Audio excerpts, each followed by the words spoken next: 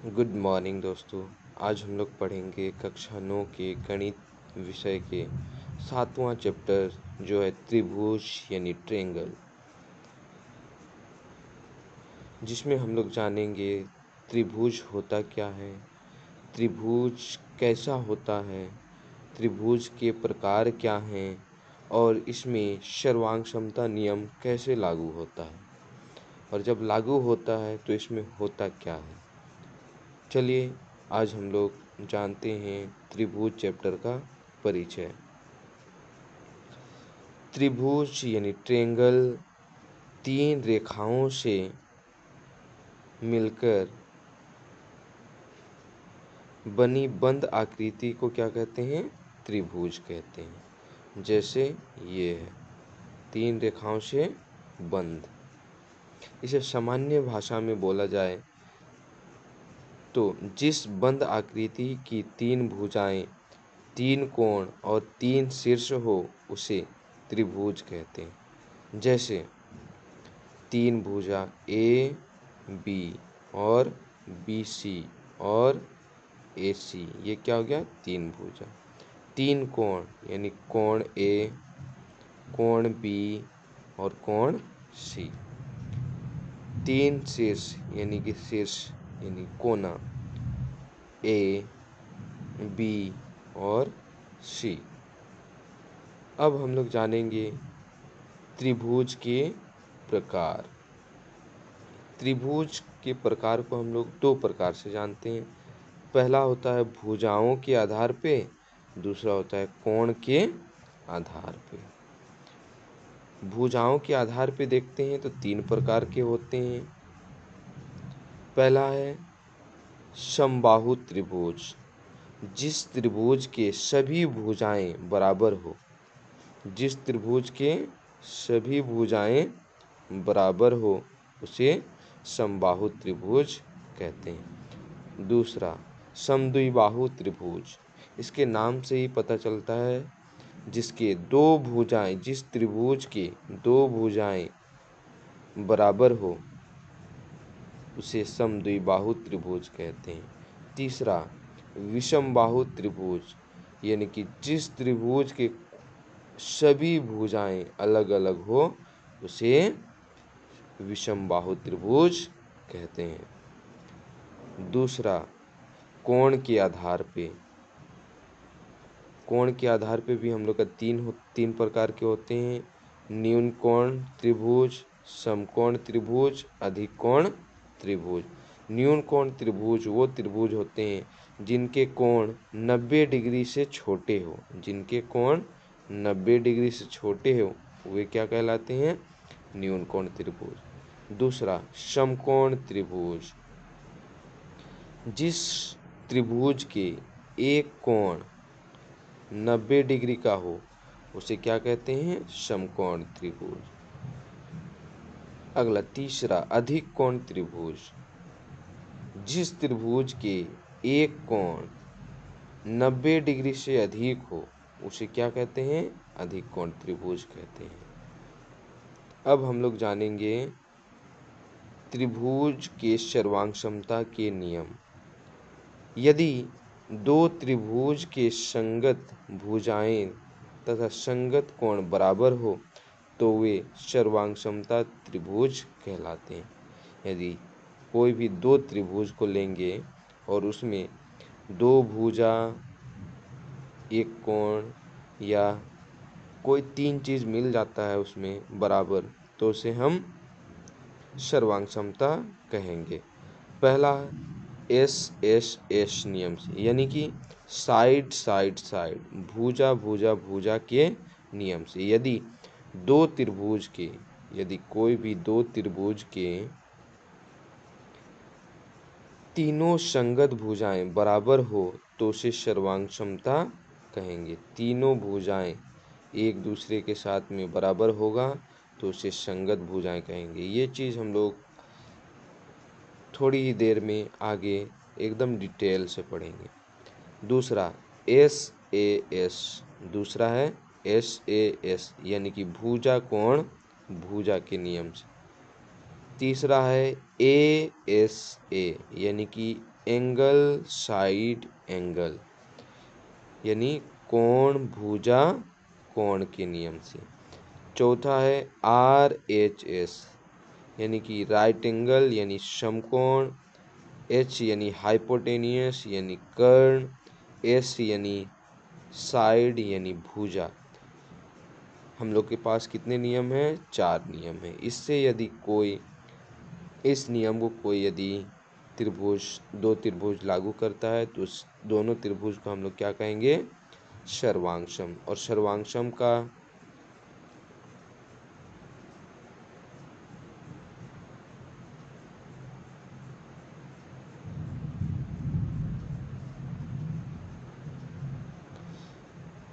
अब हम लोग जानेंगे SSS, यानी कि भुजा भुजा भुजा को नियम में लागू कैसे करते हैं। पहला, 2 त्रिभुज होगा। हम लोग पहले भी जाने थे कि सर्वांग समता तभी बोल पाएंगे जब 2 त्रिभुज होगा। पहला त्रिभुज है ABC, यानी ABC। दूसरा है DEF। इन दोनों त्रिभुज में यदि हम लोग का 3 भुजा मिल जाता है तो इसे हम कहेंगे SSS से ये दोनों त्रिभुज एक दूसरे में सर्वांग समता है। देखते हैं,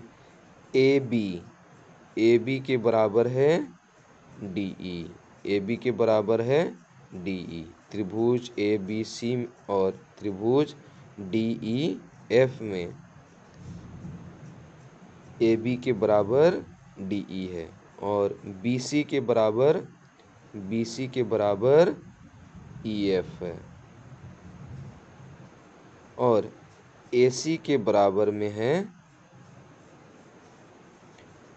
DF। यदि ये तीनों भुजाएं बराबर है तो इसे हम बोल सकते हैं कि ये दोनों त्रिभुज ABC और त्रिभुज DEF दोनों सर्वांगसम हैं। क्या हैं? दोनों सर्वांगसम हैं। दोनों त्रिभुज अब क्या हो गए हैं? सर्वांगसम हो गए।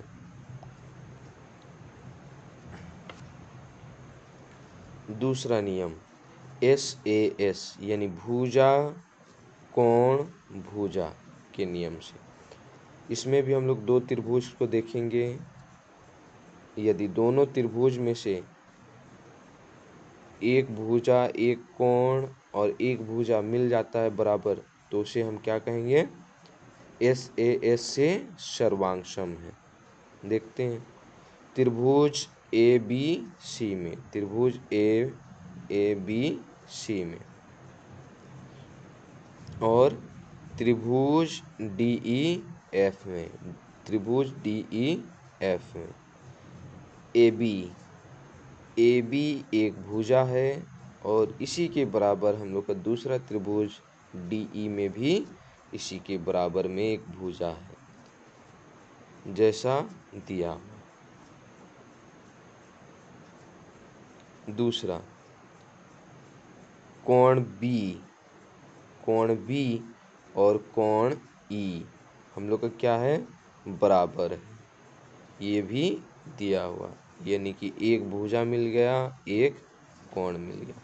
अब हम लोग जानेंगे BC और EF। BC के बराबर है EF। अब हमें मिल गया भुजा, जिसमें भुजा एक मिल गया, कोण एक मिल गया और भुजा। तो हम लोग बोल सकते हैं SAS नियम से ये दोनों त्रिभुज एक दूसरे में सर्वांगसम हैं। जब सर्वांगसम हैं ये दोनों त्रिभुज तो इसमें इसके अतिरिक्त जो भुजा होगा वो भी एक दूसरे में बराबर होगा और जो कोण होगा वो भी एक दूसरे में बराबर होगा। जैसे AB के बराबर क्या था? DE। AB के बराबर DE। BC के बराबर क्या था? E F. और ए सी के बराबर क्या हो जाएगा, डी ई डी एफ। ए सी के बराबर हो जाएगा डी एफ। अब कोण बी के बराबर था कोण ई, कोण बी के बराबर था कोण ई, तो अब हो जाएगा कोण ए के बराबर कोण डी, कोण ए के बराबर कोण डी। और कोण सी के बराबर हो जाएगा कोण एफ, कोण सी के बराबर कोण एफ। अब हम लोग जानेंगे अगला नियम, एस ए कोण भुजा कोण, जिसमें एक कोण दिया हुआ हो और दो भुजा और एक कोण, एक भुजा और दो कोण दिया हुआ हो, उसे हम एस ए के नियम से सर्वांग समता बोल सकते हैं। जैसे त्रिभुज ए बी सी में और डी ई एफ में दिया हुआ है कोण ए बराबर कोण डी, कोण ए बराबर कोण डी, और कोण ए बी के भुजा ए बी के बराबर है कोण डी ई, और कोण बी के बराबर है कोण बी के बराबर है कोण ई, कोण बी के बराबर है कोण ई। जिससे हमें क्या मिला, एक कोण मिला, एक भुजा मिला और एक कोण मिल गया। तो हम लोग बोल सकते हैं कि ए के नियम से ये दोनों त्रिभुज एक दूसरे में सर्वांगसम हैं। इसके अनुसार जब ये सर्वांगसम हो गया तो हम लोग बोल सकते हैं कि कोण ए के बराबर में कोण बी है डी है, कोण बी के बराबर में कोण ई है, और कोण सी के बराबर में कोण एफ है। अब इसे हम लोग कैसे देखेंगे, जब हम लोग यहाँ पे त्रिभुज ए बी सी लिखते हैं, त्रिभुज ए बी सी लिखते हैं,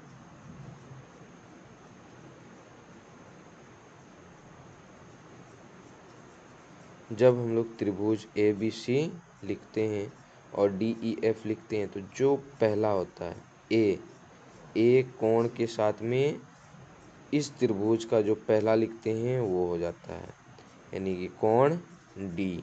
बीच में जो होता है वो इस त्रिभुज के बीच वाला हो जाता है। त्रिभुज बी है तो ये ई के साथ में बराबर हो जाएगा। कोण सी है तो कोण एफ के साथ में बराबर हो जाएगा। अब ये भुजा हम लोग का ए बी के बराबर डी ई हो जाएगा, बी सी के बराबर ई एफ हो जाएगा, और ए सी के बराबर डी एफ हो जाएगा। अब हम लोग जानेंगे चौथा नियम, R H S, right angle hypotenuse side, यानी समकोण कोण और भुजा के नियम से। इसमें दो हमारे पास त्रिभुज होते हैं जिसमें दिया हुआ है ए बी और सी, और डी ई और एफ। इन दोनों त्रिभुज को ले लेते हैं, जिसमें त्रिभुज ए बी सी और त्रिभुज डी ई एफ में, जिसमें कोण बी और कोण ई इस त्रिभुज के ए बी सी त्रिभुज के कोण बी और डी ई एफ त्रिभुज के कोण ई, ये हमारे समकोण हैं। हमने क्या कहा था, एक समकोण होना चाहिए, हमारे पास एक समकोण मिल गया है। अब हमारे पास एक कर्ण होना चाहिए। कर्ण हमारे त्रिभुज में हम जानते हैं कि ये क्या होता है, कर्ण होता है, तो ये कर्ण भी एक दूसरे में क्या होना चाहिए, बराबर होना चाहिए। जैसे त्रिभुज ए बी सी में ए सी कर्ण है हमारे, और त्रिभुज डी ई एफ में डी एफ क्या है, कर्ण है। डी एफ क्या है, कर्ण है। तो ये दोनों भी बराबर होना चाहिए। तो ए सी के बराबर डी एफ दिया हुआ है। अब हमारे पास और एक क्या होना चाहिए, कर्ण भी मिल गया। और हमारे पास और एक क्या होना चाहिए, भुजा। कोई भी एक भुजा होना चाहिए। हमारे पास दो भुजा हैं, ये और ये। इसमें ये और ये, इसमें से कोई भी एक बराबर होना चाहिए। जिसमें दिया हुआ है ए बी के बराबर है डी ई। ए बी के बराबर क्या दिया हुआ है, डी ई। ए बी के बराबर डी ई। तो हमारे पास और एक भुजा मिल गया। मतलब हम लोग क्या बोल सकते हैं अब, आर एच एस से त्रिभुज ए बी सी सर्वांग समता त्रिभुज डी ई एफ। तो इसके आधार पे जब ये दोनों सर्वांग समता हो गया है, तब हम लोग इसको बोल सकते हैं कि कोण बी के बराबर कोण ई है, कोण ए के बराबर कोण डी है, कोण सी के बराबर कोण एफ है, और ए सी के बराबर था डी एफ। ये तो दिया हुआ था। अब हम लोग बोल सकते हैं कि ए बी के बराबर है डी ई, ए बी के बराबर है डी ई, और बी सी के बराबर है ई एफ, बी सी के बराबर होगा E F. Thank you, bye.